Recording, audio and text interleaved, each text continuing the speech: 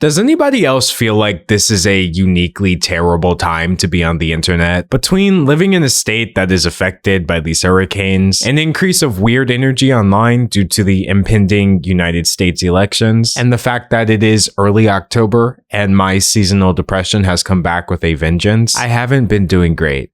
And I feel guilty for even acknowledging it because a lot of people are going through a lot worse. So, do you mind if I talk about that? Starting with the hurricanes, the first thing I would like to point out is that I am safe. Yes, I live in North Carolina, and parts of North Carolina were hit extremely hard by Hurricane Helene, and I am far enough away to be safe, but close enough to be extremely concerned. For the first time in my life, I got a weather alert that said, hey, you're in an active tornado zone.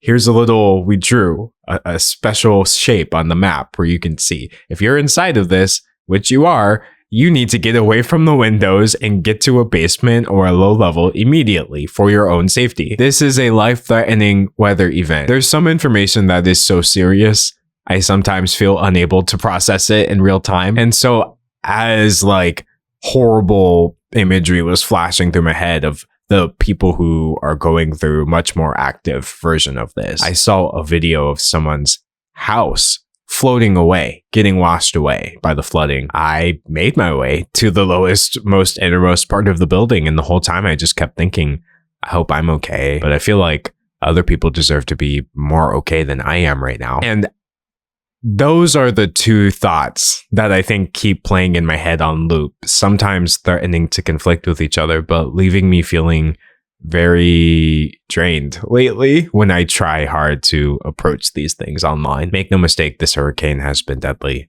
There are levels of devastation where, again, like I can't imagine it because it's not something I've gone through, regardless of my proximity to it. And I think even just seeing news about it and not being close to it, that's not a positive experience. Feeling like this group of people are going through these things that are so much bigger than them. And whereas you do have a voice and you do have power to speak up and bring awareness, you can't exert direct influence over the hurricane itself. I think that's really been hitting me lately. Like, I think there's a lot of hurricanes right now. There's a lot of things that are analogous to this hurricane where I can stand up to the effects of it. But right now, with my current resources, I can't actually stop the hurricane.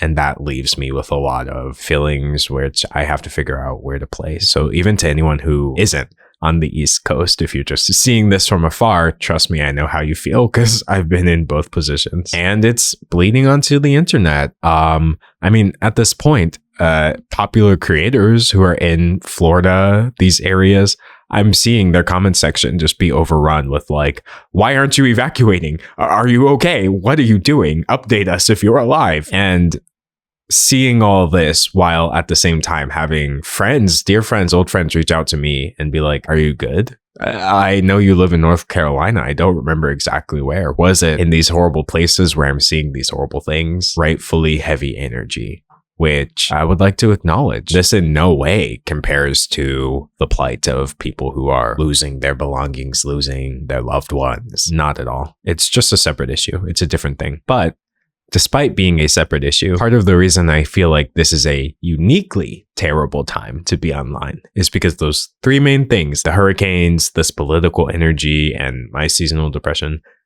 they have kind of crossed wires in a way where it feels like one thing. So it's like hurricane meet politics. To make one thing clear, the United States has a responsibility to protect and help the people who have been affected by these things that are quite literally outside of their control. And so even though there are elements to this that are political issues, we don't need to turn spaces in which people are expressing their grief into political issues. I'm seeing this get twisted into conspiracy theories, lies. These valid issues are being diluted and talked over by this group of unhinged people who have these conspiracy theories about, oh, they've actually created these hurricanes. I wish I was making this up, but you'd be hard pressed to find a space in which people are discussing this without some lone individual trying to imply that these hurricanes have been created as some sort of political agenda. Things that you would usually just hear spoken by Alex Jones or like the most extreme conservative conspiracy type people. They just seem to be getting a lot more active, which I chalk up to the upcoming election. And so you have people straight up trying to use these hurricanes that have taken some people's lives as some sort of gotcha against like, oh, the Democrats have created a weather machine. I shouldn't have to live in North Carolina to tell you that's a disgusting response to a loss of human life. You know what I mean? I hate that this idea that these hurricanes were deliberately created by progressives. This has gotten to the point where people are rightfully having to respond to it like I'm doing right now. That is just so egregious, honestly. What a failure of willful misinformation. Spaces in which people are in shock, reeling, honestly, from the effects of these natural disasters. Those are not the spaces where you need to come in and speak over those people and try to make any point about anything else. Outside of those spaces, I actually would love to have a conversation about the irony of conspiracy theorists claiming that the weather has been created when we are creating the weather. Actually, there is a climate crisis. No, there's not a hurricane machine that someone flipped on because they're trying to change the result of the United States election. But emissions are raising the temperature, and increase in temperature has an effect on the weather cycle. These are things that are very easy to Google, get to the bottom of, conversations I would love to have, but there's no good faith in these spaces at all. Honestly, the people saying all these things, they don't want to talk about that. They don't want to trace this back basically to capitalism and see that when you have no guardrails in place to prevent harm, as long as there's money on the table, nothing will stop you. It's all just being used as like a cheap trick from the people who claim that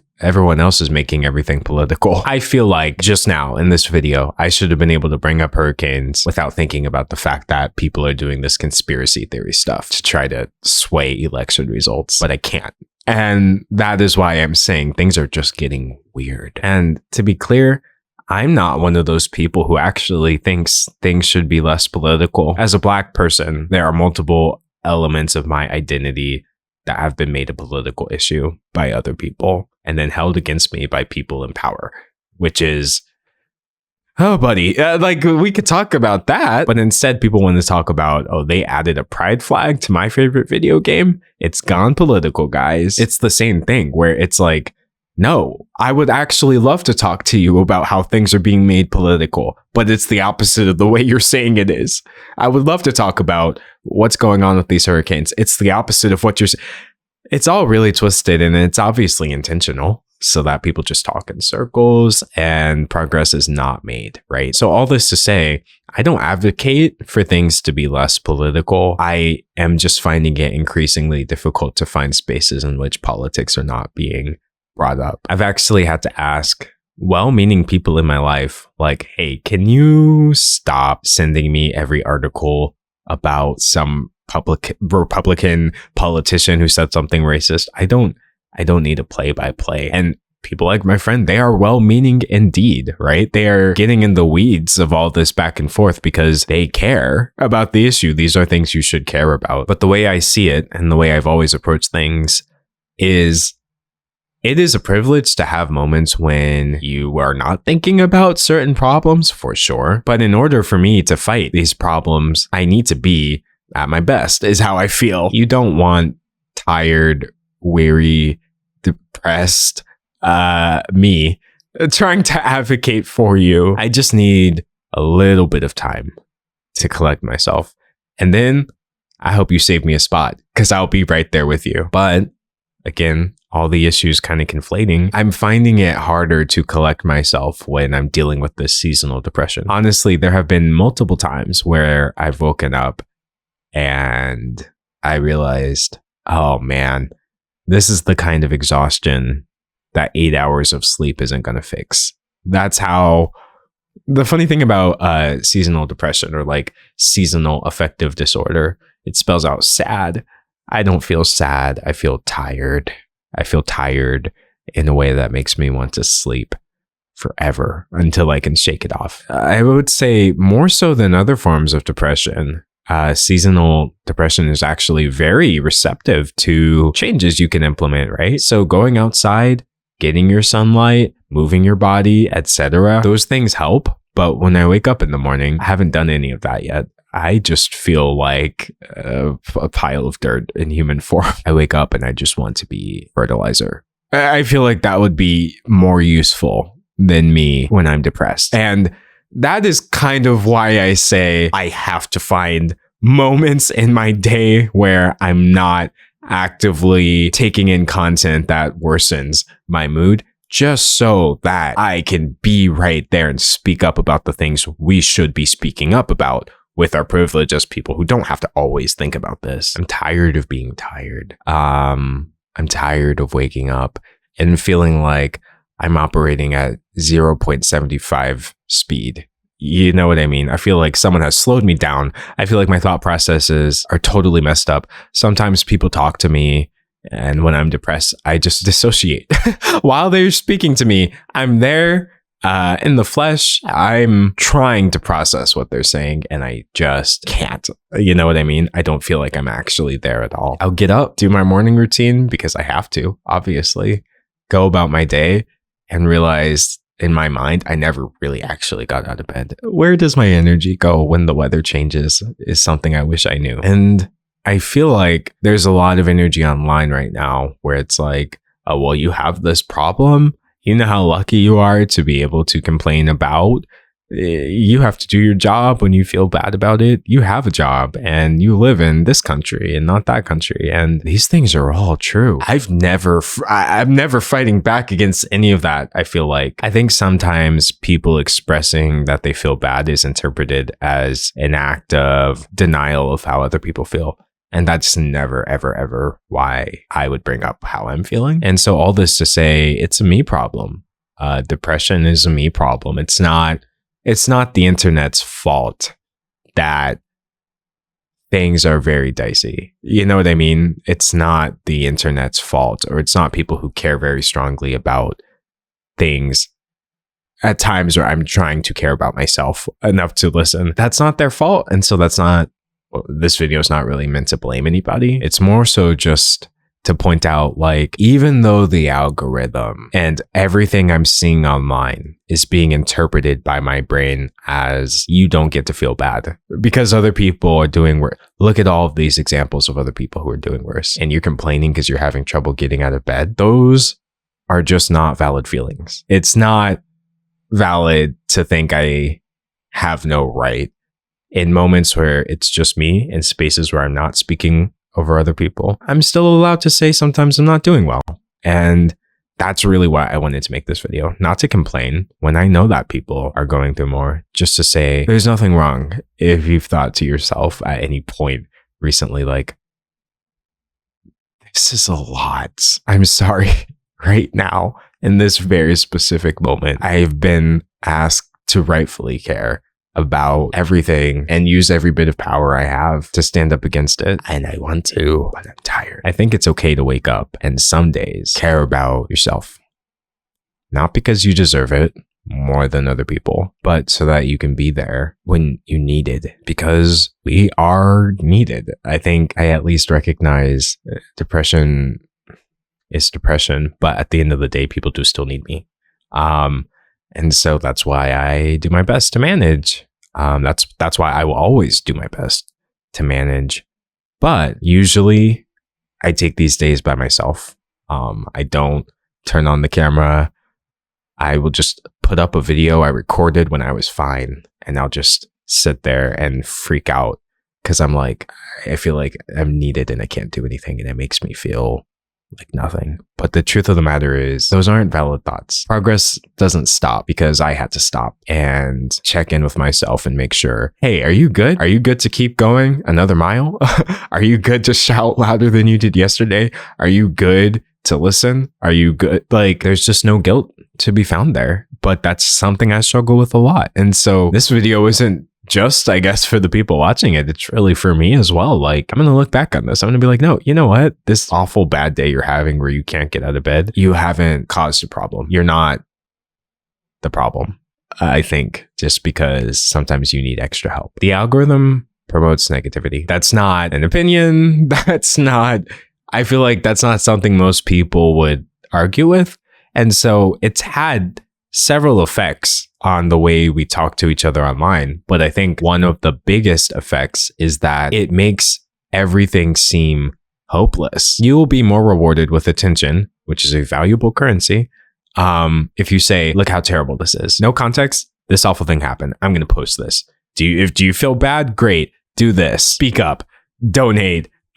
Contribute. Fight. That's not a wrong way of spreading information, obviously. But it does create an environment in which you want to learn about things and you are only seeing the absolute worst of the scenario because that is what is going viral. That's what people are sharing. That's what people have a human response to. That's what the algorithm has a response to. And so sometimes I have to remind myself, hold on a second. The world's not going to stop if I stop. I think that's the biggest thing I have to tell myself, like, this worst possible version of reality that has been presented to me, unfortunately, is real. I can't be so blind as to say, no, this doesn't represent reality. It does. Things are really bad in the world and they need to be fought against, obviously. But if I close that tab, if I say, you know what, I'm going to come back and learn about this when I feel a little bit more equipped to properly process this information. I think the one thing about privilege, you should use it. If you can help somebody with it, I believe you have a responsibility to do so. And so be well when you're using the internet. Step out of the negativity box, even for just a moment. If you can recharge, that's like a skill I have had to build. It just gets harder in moments like this. I want to be my best. I want you to have me at my best. That's why I usually don't record videos like this, or when I feel like this. This isn't me at my best. But it is me, which I think is fairly important. The terminology of seasonal depression kind of bothers me sometimes because I say it and it almost sounds fun. It sounds really quirky. And for me personally, it's not nearly as severe as like other forms of depression that I feel. However, I just feel like dirt. I just feel like nothing. I'm tired of waking up and feeling useless. And it's going to pass. I'm going to keep turning on the right lights, going outside, getting that sunlight. I'm not really overly concerned about myself. I want to be better so that I can contribute more to the people who need me. But can I do that if I never take an opportunity to say, hey, I'm not doing well right now? No, because bottling things up does not lead to getting better. And so I just wanted to say something. You're not talking over anybody. Here in this video, this is a check-in point. I think people use the term check-in a lot with mental health. What does that mean, by the way? We're always saying check in with yourself. Okay. Oh, still depressed. But I mean this quite literally. When I say check in, just feel it. Just right now. You're not doing anything wrong. Just acknowledge how you feel right this second. That's real. That's valid and didn't make you a bad person at all. Now, get up. We've got work to do.